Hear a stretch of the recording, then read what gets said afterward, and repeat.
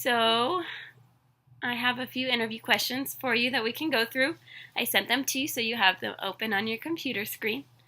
The first question I wanted to start with is what are your strengths and weaknesses? Okay, so I'm going to start with my weaknesses. Okay. A couple of my weaknesses are that I do need some repetition before I feel like I really have something down, and I don't always feel like I'm super confident in a new workplace. However, once I've gone through the process of learning something a couple of times, or once I do feel sure of myself, I feel like I'm a very competent worker and I can be very independent. So having a good supervisor or a good go-to person for the first couple of weeks in a workplace is extremely important to me. Just because that is an area that I tend to be weaker in, is just starting in a new workplace and figuring out where everything is and how everything works. But again, in terms of my strengths, I feel like I had a really great clinical experience. I had really good practicum experiences from my graduate program. So I've gotten a lot of experience with a wide variety of clients, and I've gotten to work with a wide variety of supervisors too. So it was, I would say that's a strength of mine, is just my background from my graduate program. Okay, so then why do you think we should hire you? Okay, well, I think I'm a good candidate for this job because, well, because I'm qualified, I'm fresh out of grad school, so I do have a lot of that more recent research and recent treatment and assessment approaches that I just learned. And New, fresh ideas. New, fresh ideas, yes. And I also just have a lot of time. Oh no, sorry. Keep going. You're good. I have a lot of time and energy to devote to this position, and since it would be my clinical fellowship year, this is the year that I have to really learn a lot and soak a lot in. So I would just be a very devoted employee, and I feel like I'm prepared to take on the workload. I've recently been in graduate school, and that's, I think, a really good learning experience, and it was tough, but I think I'm ready to take on the stress of a new workplace and a large caseload. So I know I have the questions in a certain order, but I'm going to skip to the last question. Why did you choose your major? I was directed towards speech pathology because I have a cousin who has childhood apraxia of speech, and I used to nanny her and her brother, and I got to take her to her therapy sessions, and that was a couple times a week. And after a little while of learning about what her homework was and what we needed to work on when I took her home, then I became interested in speech pathology. And after a few sessions of just taking my cousin and dropping her off, the speech pathologist actually offered for me to come in and observe.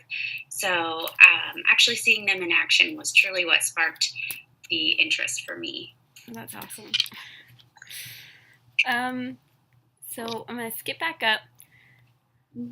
What is your greatest failure or your most challenging experience, and what did you learn from it?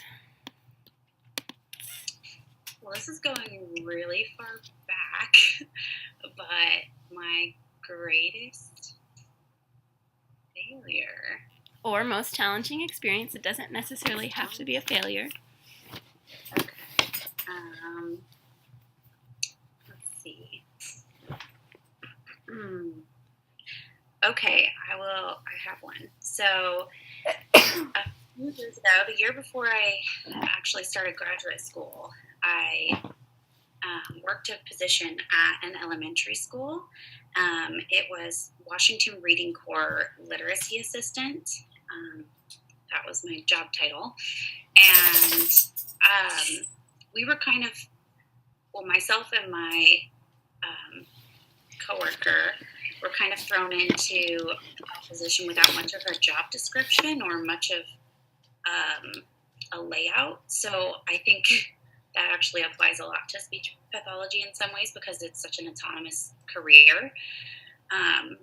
But that was a really challenging situation because I pretty much had to determine what I was responsible for, what I needed to do, and how to keep track of how I was assisting these students and how I was actually making an impact by being a literacy assistant. So I did have like a go-to supervisor, but it wasn't a super involved supervisor because she had her own things to do. She had a lot on her plate. So it was just a matter of like trying to make my own job description and make sure that I was truly doing what I was supposed to be there for. Mm-hmm.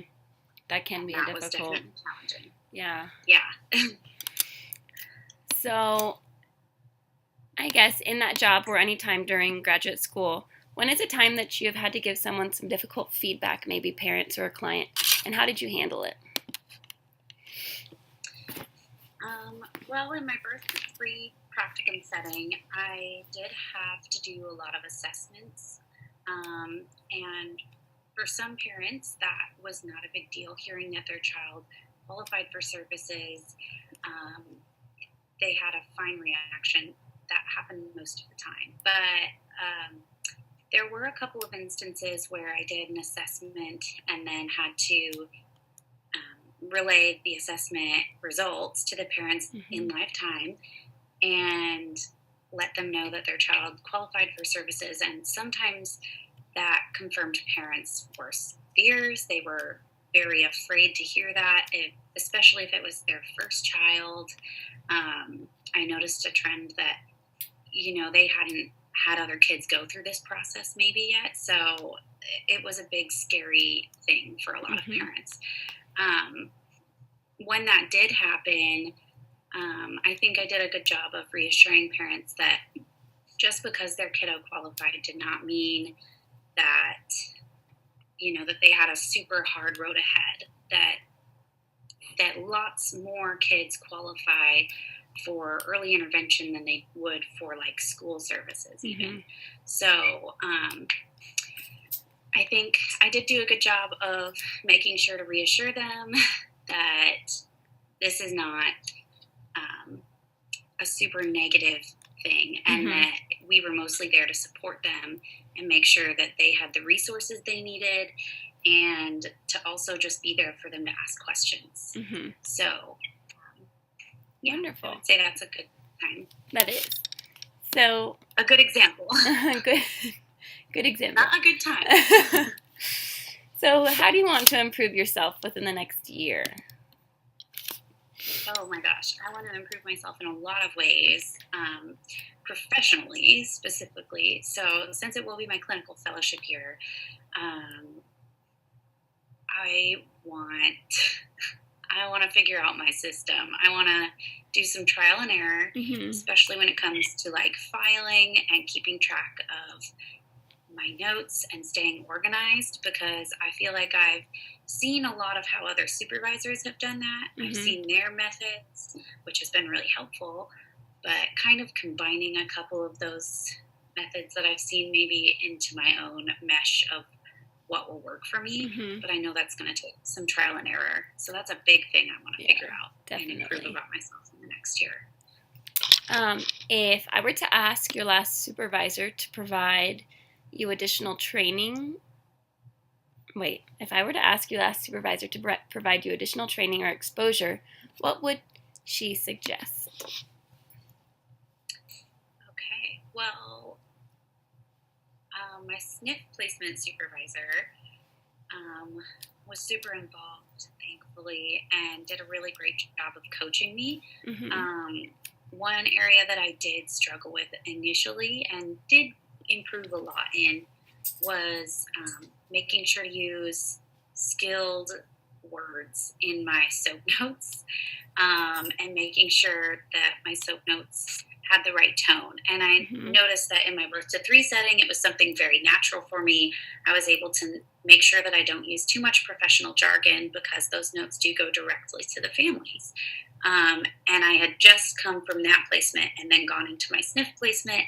So that's one area that I still feel like I could improve on a lot. And that is probably one thing that my last supervisor would say that I could use some more training or exposure on, is just making sure I have the right tone depending on the setting for my soap notes. Mm-hmm.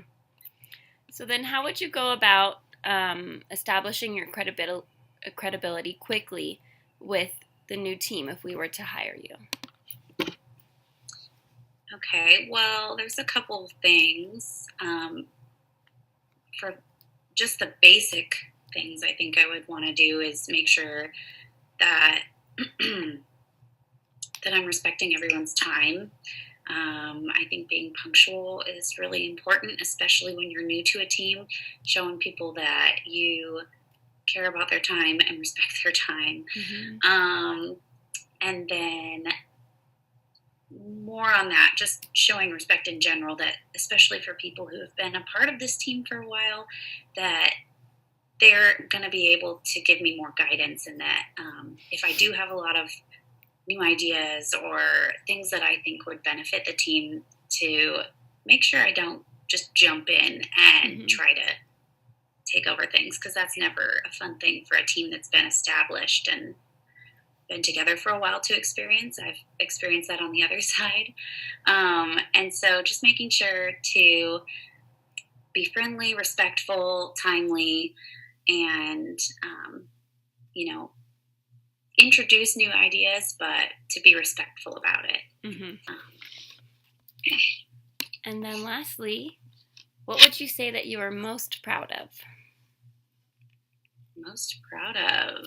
Boy, that's a good question.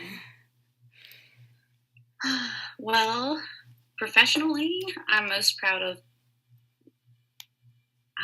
making it through my graduate experience and getting this far. And honestly, I'm proud of how I handled my practicum experiences and how much I was able to get out of them. I'm really proud of my research project that I did for graduate school. That's probably most proud, because that was something I was really uncomfortable with, not something I felt prepared for before graduate school. Of course, they did prepare me for it, but it was an experience and it was extremely challenging. So I am proud that I accomplished it and got through it and made the best of it. You're hired. Yucks. And I think that's all the questions I had. That was... You did really good. You're a great interviewer. Interviewee. Are you serious? I feel like that was so... You want to see bad? Wait till I start answering questions. Oh, yeah, right. Where did I put my list? Oh, I closed my list so I wouldn't read my questions instead of yours. Hold on. That would have been embarrassing. Okay. Switching gears. All right, Rebecca. Okay. Do you go by Becca or Rebecca? Either or. Okay. Now I'm going to drink my coffee because I'm the interviewer. Okay. So it's appropriate. Okay. I think it's appropriate anytime. No? Maybe? Coffee's always appropriate. Okay. So I'm just going to jump into a couple of questions here. The first one is, what are some of your strengths? Clinically and otherwise. Clinically and otherwise. Or otherwise. So I'd like to classify myself as a fast learner. When I'm in a new environment, I always like to ask questions to make sure that all aspects of what's going on I can understand and apply to things that we've learned in our classes in graduate school. Some other strengths is I think I'm pretty good at hiding when I'm stressed or any other negative emotions in any professional setting, I can always maintain appropriate posture and be professional in times that we don't really want to be professional. There's a lot to be said for that. Yeah. I don't know. I can't think of any more right now. Well, those are two really good strengths. Okay. So we'll go ahead to the next question here. Where would you like to be in your career 5 years from now? 5 years from now. That's a great question. I think it really depends on how my CFY year goes, depending on what kind of population we reach out to with this job and what kind of experiences we have and we get to work with.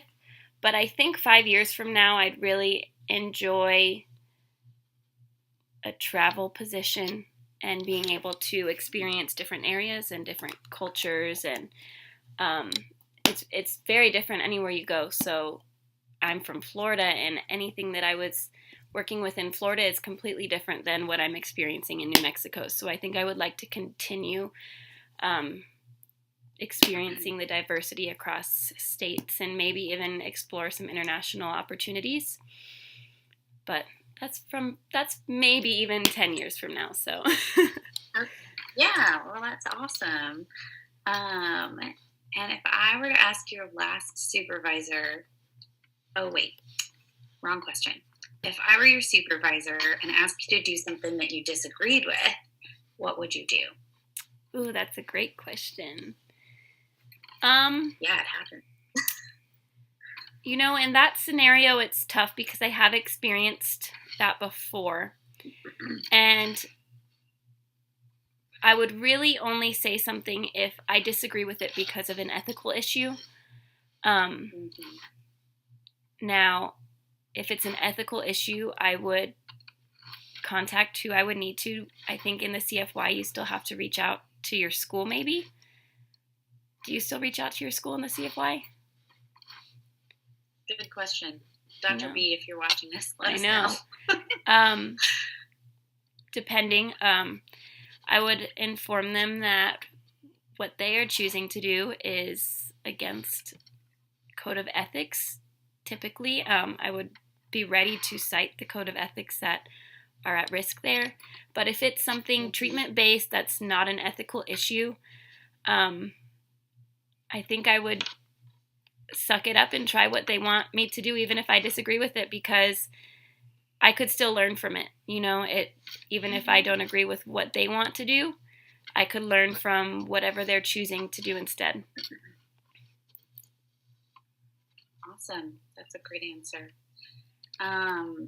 Tell me about a time where you had to deal with a conflict on the job. Conflict. Sorry, there's some overlap there maybe, but... So I've had, in a past placement, I had a supervisor who, she had never had a student before. So when she would read the ASHA rules for supervision, she would read through them more leniently than the school implies them. So she was asking for me to continue therapy at times that she wasn't on site. So in those times, I would tell her, the school does require that I have my supervisor on site at all times, so I can't necessarily continue to treat our students if you're not here. So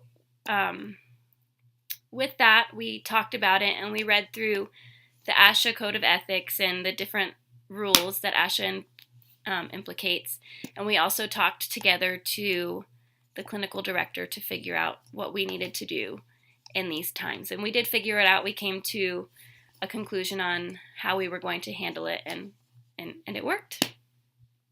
Oh, good. I'm glad it all worked out. It sounds like you handled that very professionally. I'm assuming you reached out to your clinical director? Yes, I did. Okay. Mm-hmm. Good. Okay. How do you want to improve yourself in the next year? In the next year, I want to be better at understanding the different ways of billing in different settings. So understanding how Medicaid works in the schools versus how it's going to work with adult clients, or how it'll work in the medical setting versus the school setting or private practice setting. I want to be able to become more proficient in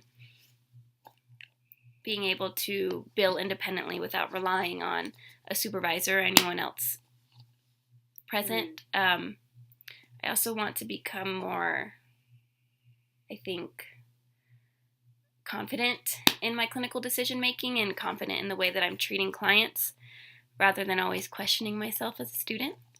So I think that's how I hope to improve within the next year. Right. On to the next one. If I were to ask your last supervisor to provide you additional training or exposure, what do you think she would suggest?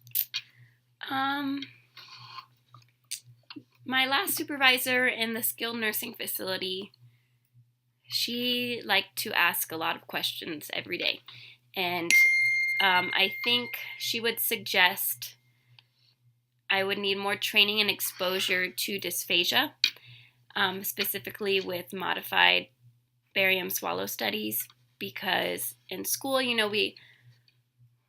we did the training for it, but we never really got the hands-on experience. So when I was able to observe those experiences, I didn't always know how to approach the questions that she was asking in those scenarios. So I think that additional training and exposure to continuing education on that, in that area, I would think would be very helpful. All right. I like that answer. If I get asked that, I like that answer. Because that's true for basically every graduate student. Yeah. I think, unless you've had really great practicum experiences that gave you that experience. And even then it's still, yeah. Okay. On to the next one. How would you go about establishing your credibility quickly with the team? Quickly. Okay.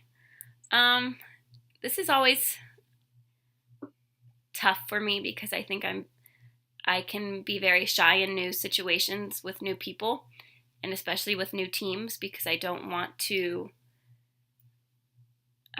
put myself in situations where they're not ready for me to be there yet.